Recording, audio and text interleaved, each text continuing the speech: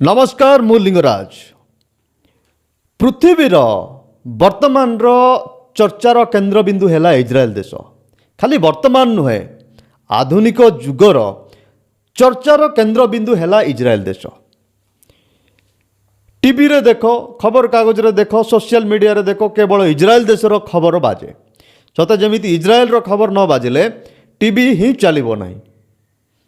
काहेकि इज्राएल देश एते शक्तिशाली काहेकि? कौन इज्राएल देश एते बड़?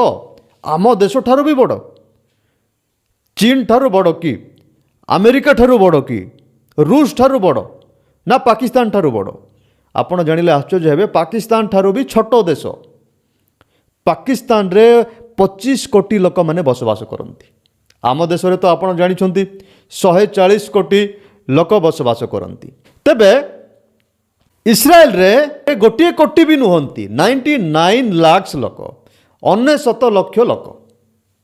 ए 99 लक्ष लोक माने सारा पृथ्वी को केमिति हलचल करि पारुछंती? कौन पाई? आपण किछि दिन पूर्वर गोटे खबर शुणिथिबे जे 72 घंटारे 6टी देश उपरे लगातार आक्रमण करिथिला इज्राएल देश। ताज़ा हालात में 72 घंटे के भीतर इजरायली सेना ने एक साथ 6 मुस्लिम देशों को निशाना बनाया है। इन हमलों में करीब 200 लोगों की अब तक मौत होने की पुष्टि हो गई है और 1000 से अधिक लोग घायल बताए जा रहे हैं। इजराइल ने 72 घंटों में 6 मुस्लिम देशों पर हमला किया है। एकाथरकू 6टी देश उपरे आक्रमण। आम उपरे पर कौन सी देश जदि आक्रमण करे किछि आतंकवादी मान द्वारा, तेबे आम को पलटा आक्रमण करने केते भाविया को पड़े, केते दिन लगी जाए। तापर आम माने किछि घंटा पाई आक्रमण करिथाउ। किंतु एकाथरकू 6टी देश उपरे आक्रमण करुछि इज्राएल देश।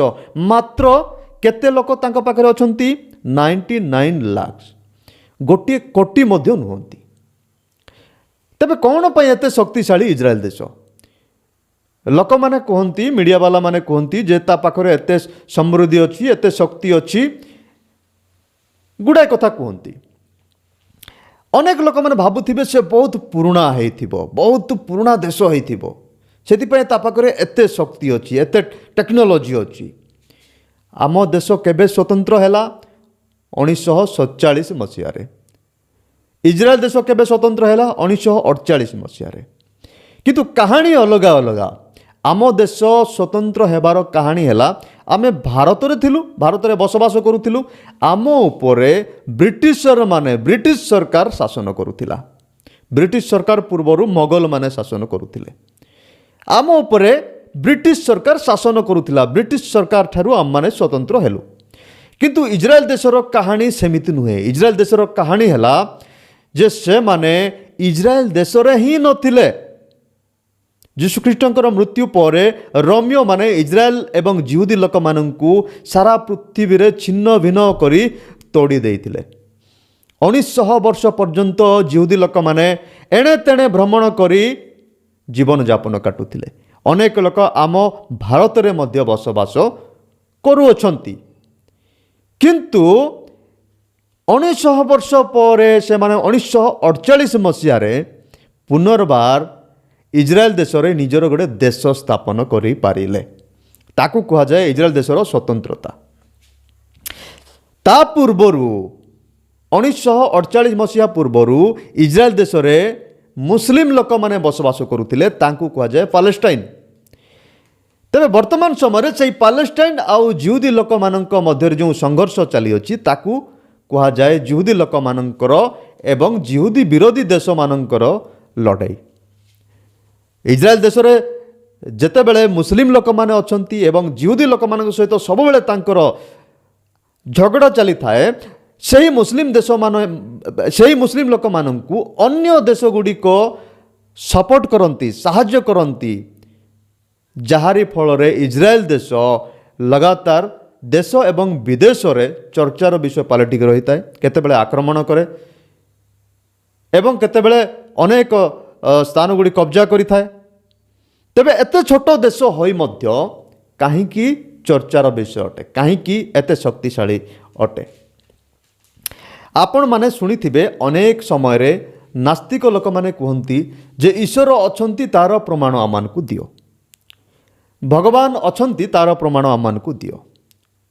तेबे अनेक धर्मर लोक माने सब बेले तार उत्तर देवा पाई तार प्रमाण देवा पाई बहुत चेष्टा करती, किंतु कोठी ना कोठी से माने देई पारंती नहीं।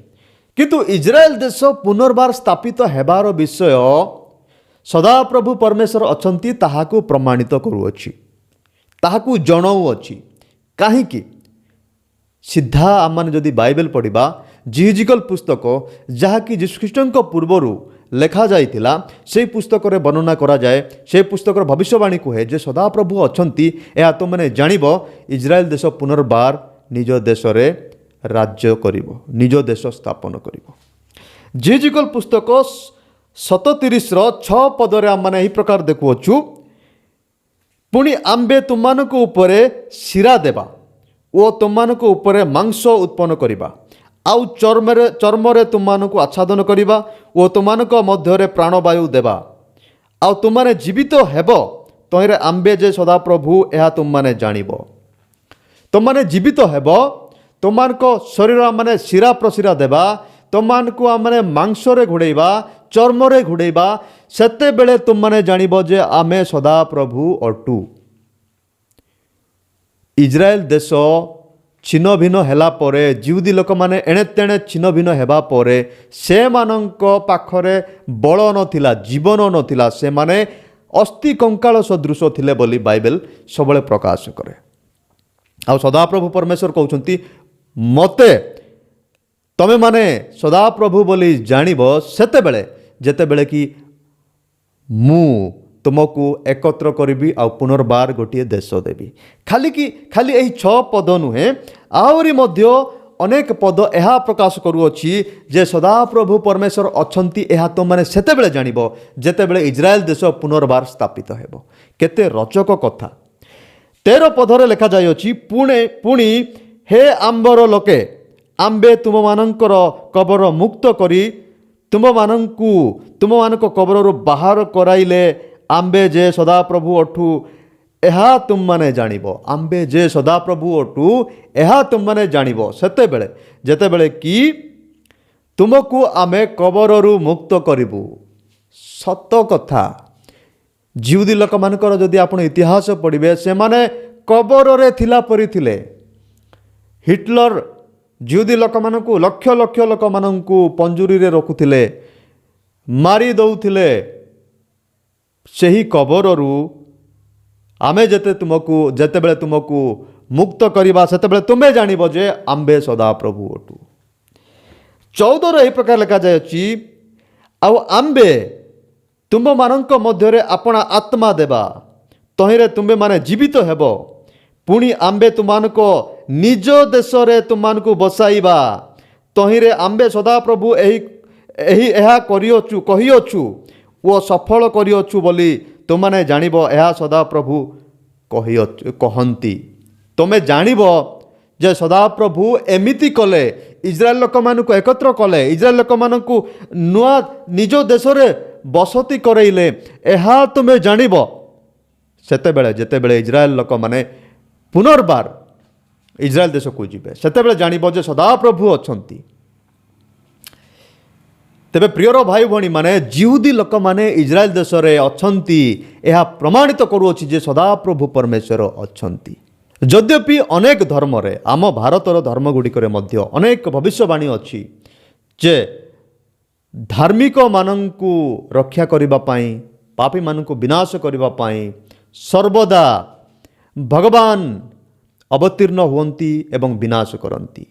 से श्लोक गुड़िक मु कहया पई चाहे नाही, किंतु आपण माने बुझी पारुथिबे जे पापी मानंकु विनाश करिबा पई एवं धार्मिक मानंको उद्धार करिबा पई जेतेबेले धर्मर ग्लानि हुए, धर्मर संकट हुए, धार्मिक लोक मानक ऊपर अत्याचार हुए, सेही समय रे कुआडे भगवान अवतीर्ण हेबा पई प्रॉमिस करि अछंती। किंतु सेही भविष्यवाणी पूर्ण हेई नाही। जो समय रे पूर्ण हेबा कथा सेही समय रे हेई नाही। कारण है जितेबले मोगल माने आम उपर अत्याचार करुतिले, ब्रिटिशर माने अत्याचार करुतिले, सही समय रे ସେହି ଭବିଷ୍ୟବାଣୀ ପୂରଣ ହେବା କଥା ହେଇନାହିଁ। ଅନେକ ଲୋକମାନେ ଅନେକ ହିନ୍ଦୁ ଧର୍ମର ଧର୍ମଶାସ୍ତ୍ରୀ ମାନେ କୁହନ୍ତି ଯେ ମୋଗଲମାନଙ୍କ ସମୟରେ ଅନେକ ହିନ୍ଦୁ ଲୋକମାନଙ୍କର ହତ୍ୟା କରାଗଲା, ଅନେକ ମନ୍ଦିର ଭାଙ୍ଗି ଦିଆଗଲା। ଆଉ ଆପଣମାନେ ଭଲ ଭାବରେ ଜାଣନ୍ତି ସେହି ସମସ୍ତକୁ ନେଇ ଅନେକ ଫିଲ୍ମ ମଧ୍ୟ କରାଯାଏ। କିନ୍ତୁ ସେହି ସମୟରେ ସେହି ଭବିଷ୍ୟବାଣୀ ସଫଳ ହେବା କଥା। ଭଗବାନ ନିଜେ ଅବତୀର୍ଣ୍ଣ ହୋଇ ସେହି ଅଧର୍ମୀମାନଙ୍କର ସଂହାର କରିବା କଥା ଏବଂ ଧାର୍ମିକମାନଙ୍କୁ ଉଦ୍ଧାର କରିବା କଥା, ପରିତ୍ରାଣ ଦେବା କଥା, ପାପୀମାନଙ୍କୁ ସଂହାର କରିବା କଥା। କିନ୍ତୁ ପବିତ୍ର ବାକ୍ୟ ବାଇବେଲ ଜିଜିକଲ ପୁସ୍ତକ କହୁଅଛି, ତୁମକୁ ଆମେ ପୁନର୍ବାର ତୁମର ଦେଶରେ ବସାଇବା, ସେତେବେଳେ ତୁମେ ଜାଣିବ ଯେ ସଦାପ୍ରଭୁ ପରମେଶ୍ୱର ଅଛନ୍ତି। ଆଉ ସେହି କଥାକୁ କେହି ମଧ୍ୟ ଅମାନ୍ୟ କରିପାରିବେ ନାହିଁ, ଅବିଶ୍ୱାସ କରିପାରିବେ ନାହିଁ। ସେମାନଙ୍କର ଆଖି ସାମ୍ନାରେ ଯେମିତି ପବିତ୍ର ବାକ୍ୟ ବାଇବେଲରେ ଲେଖାଯାଇଥିଲା, ସେମିତି ଜିହୁଦୀ ଲୋକମାନେ ଏକତ୍ରିତ ହେଲେ। ଯାହା ଅସମ୍ଭବ ତାହା ସମ୍ଭବ ହେଲା। 1948 ମସିହାରେ ଜିହୁଦୀ ଲୋକମାନଙ୍କ ପାଇଁ ଗୋଟେ ସ୍ୱତନ୍ତ୍ର ଦେଶ ହେଲା, ଯେଉଁଠି ସେମାନେ 2000 ବର୍ଷ ପୂର୍ବରୁ ବସବାସ କରୁଥିଲେ। ସେହି ଦେଶରେ ପୁନର୍ବାର ବସବାସ କଲେ। ଆଜି ଆମ ଆଖି ସାମ୍ନାରେ ସେମାନେ ଶକ୍ତିଯୁକ୍ତ ଭାବରେ ଅଳ୍ପ ସଂଖ୍ୟକ ହେଲେ ମଧ୍ୟ ପ୍ରଭାବିତ ଭାବରେ ସାରା ପୃଥିବୀକୁ ଚହଳ ପକାଇକି ରଖିଛନ୍ତି, ସାରା ପୃଥିବୀକୁ ହଲେଇ ଦେଇଛନ୍ତି। ଏବଂ ତାହା ସଦାପ୍ରଭୁ ପରମେଶ୍ୱରଙ୍କର କାର୍ଯ୍ୟକୁ, ଶକ୍ତିକୁ, ଅଲୌକିକ ଶକ୍ତିକୁ ପ୍ରମାଣିତ କରୁଅଛି ଯେ ସଦାପ୍ରଭୁ ପରମେଶ୍ୱର ଅଛନ୍ତି। ଆମ ଗାଁର ଜଣେ ଭାଇନା ମୋତେ କହିଲେ, ଜଣେ ଅଣଖ୍ରୀଷ୍ଟିଆନ ଭାଇନା କହିଲେ, ଦେଖ ଇସ୍ରାଏଲ ଦେଶର ଶକ୍ତି, ଇସ୍ରାଏଲ ଦେଶ କେମିତି ମୁସଲମାନ କଣ୍ଟ୍ରି ଗୁଡ଼ିକ ଉପରେ ଆକ୍ରମଣ କରୁଅଛି, ଦେଖୁଛ କେତେ ପାୱାର। ମୁଁ କହିଲି, ଭାଇ ଇସ୍ରାଏଲ ଦେଶ ବିଷୟରେ ଜାଣିଛନ୍ତି କି? ସେ କହିଲେ ନାଇଁ ନାଇଁ। ସେ କହିଲେ ସେ ଜାଣିଛନ୍ତି ମୋତେ, ମୁଁ ଖ୍ରୀଷ୍ଟିଆନ। ସେ କହିଲେ ନାଇଁ ନାଇଁ, ସେମାନେ ଖ୍ରୀଷ୍ଟିଆନ ନୁହନ୍ତି, ସେମାନେ ହେଲେ ଜିହୁଦୀ। ସେମାନେ ଖ୍ରୀଷ୍ଟିଆନ ଧର୍ମକୁ ମାନନ୍ତି ନାହିଁ, ଯୀଶୁଙ୍କୁ ମାନନ୍ତି ନାହିଁ। ମୁଁ କହିଲି, ଭାଇ ଇସ୍ରାଏଲ ଦେଶର ଜିହୁଦୀ ଲୋକମାନେ ହିଁ ଖ୍ରୀଷ୍ଟିଆନ ଲୋକ ଅଟନ୍ତି। ଆଉ ଜିହୁଦୀ ଧର୍ମଶାସ୍ତ୍ରକୁ ହିଁ ଖ୍ରୀଷ୍ଟିଆନ ଲୋକମାନେ ମାନନ୍ତି। ଯାହାକୁ ଜିହୁଦୀ ଲୋକମାନେ ପୁରାତନ ନିୟମ ବୋଲି କୁହନ୍ତି, ତୋରା ବୋଲି କୁହନ୍ତି, ସେହି ପୁରାତନ ନିୟମକୁ ମଧ୍ୟ ଜିହୁଦୀ ଲୋକମାନେ ମାନନ୍ତି। ଆଉ ଜିହୁଦୀ ଆଉ ଖ୍ରୀଷ୍ଟିଆନ ଲୋକମାନଙ୍କ ମଧ୍ୟରେ ଫରକ କିଛି ନାହିଁ।